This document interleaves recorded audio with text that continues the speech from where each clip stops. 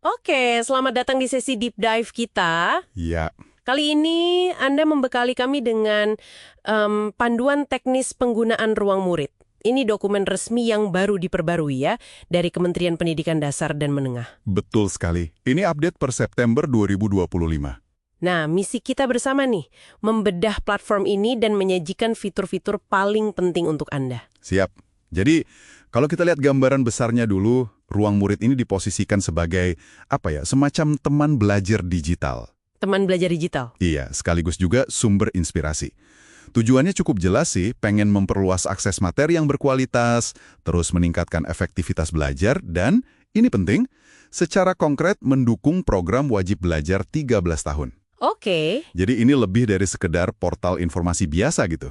menarik. Dan dari panduan ini kayaknya ada dua area utama ya yang jadi jantung platformnya. Iya, Ada sumber belajar, isinya materi-materi gitu kan, sama latihan soal buat uji pemahaman. betul. Dua itu yang paling ditonjolkan. Oke deh, mari kita langsung selami kedua fitur ini. Mungkin kita mulai dari pertanyaan yang paling dasar dulu ya. Kenapa sih platform kayak Ruang Murid ini diperlukan?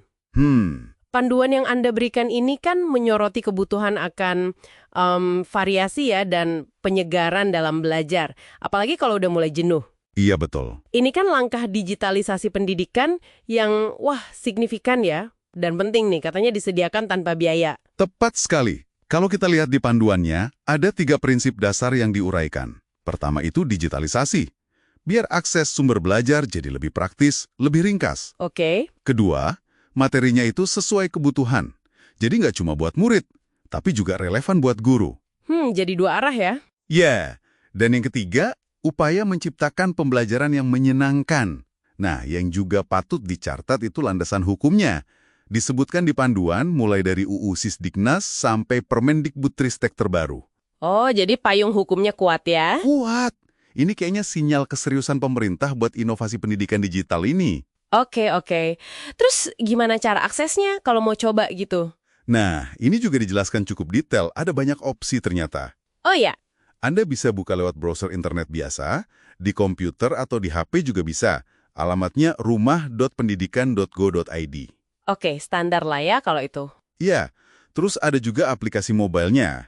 Dan ini yang menarik. Bisa juga diakses di sekolah lewat papan tulis interaktif. Oh, kayak smartboard gitu ya? Betul, kalau sekolahnya punya fasilitas itu. Jadi lumayan fleksibel sih aksesnya. Iya, banyak cara berarti. Sekarang kita coba bedah menu sumber belajar ya. Boleh. Di sini Anda bisa filter kontennya. Mau berdasarkan jenjang, mulai dari PAUD sampai SM-SMT ada semua.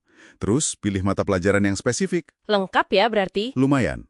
Isinya juga beragam. Ada video pembelajaran, ada teks bacaan, dan yang menurut saya paling potensial ini, konten interaktifnya. Konten interaktif, maksudnya gimana tuh? Nah ini mencakup beberapa jenis.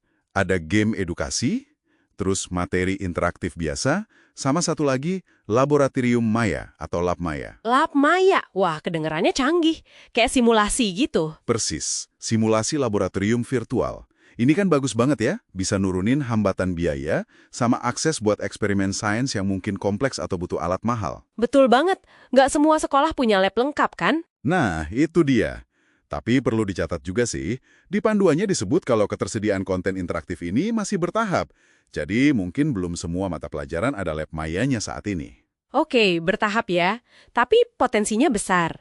Nah, selain nyerap materi dari sumber belajar, ada juga latihan soal kan tadi? Iya, buat uji pemahaman. Di panduan ini dikasih contoh soal dari kompetisi Ki Hajar STEM ya kalau nggak salah. Betul, itu contohnya. Jadi Anda bisa kerjain soal, terus nanti langsung dapat nilai. Tapi bagian terbaiknya menurut saya bukan cuma nilainya. Terus apa dong? Ada fitur pembahasan. Nah, ini penting banget. Jadi setiap soal itu ada penjelasan detailnya. Kalaupun Anda salah jawab, bisa langsung tahu kenapa salah, konsepnya gimana yang benar. Oh, jadi langsung belajar dari kesalahan ya? Nggak cuma tahu skor akhir. Iya, dan ada opsi kerjakan ulang juga.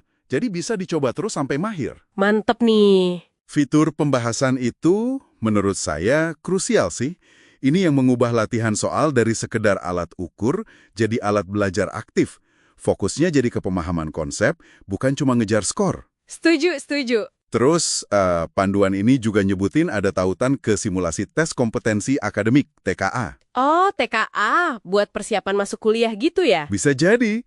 Kayaknya ini sebagai persiapan tambahan aja sih. Oke. Fitur-fiturnya tadi kedengaran bagus ya, canggih gitu. Tapi kan kita tahu kondisi di lapangan nggak selalu ideal.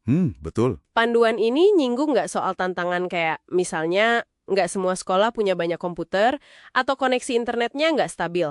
Gimana platform ini bisa dipakai dalam kondisi gitu? Nah, bagusnya, panduan ini cukup realistis soal itu.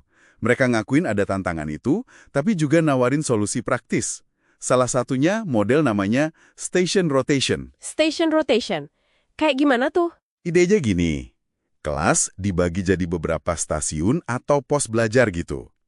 Satu stasiun khusus pakai ruang murid, mungkin dengan beberapa perangkat yang ada di sekolah. Oke. Sementara stasiun lain, muridnya melakukan aktivitas berbeda. Bisa diskusi kelompok, ngerjain LKS, atau tugas tertulis lainnya. Terus, nanti muridnya gantian, berotasi antar stasiun. Ah, jadi gantian pakainya ya? Nggak harus semua murid pegang gadget barengan. Betul. Ini cara cerdas sih menurut saya, buat manfaatin teknologi secara bergilir, walaupun perangkatnya terbatas. Jadi tetap bisa dipakai. Solusi yang bagus tuh buat sekolah-sekolah dengan keterbatasan. Terus, peran guru gimana nih dalam pemanfaatan ruang murid ini? Ditekankan banget di panduan. Guru perannya penting sebagai fasilitator tentunya. Fasilitator ya? Iya, terus juga sebagai promotor, yang ngenalin dan ngajak murid buat pakai platform ini.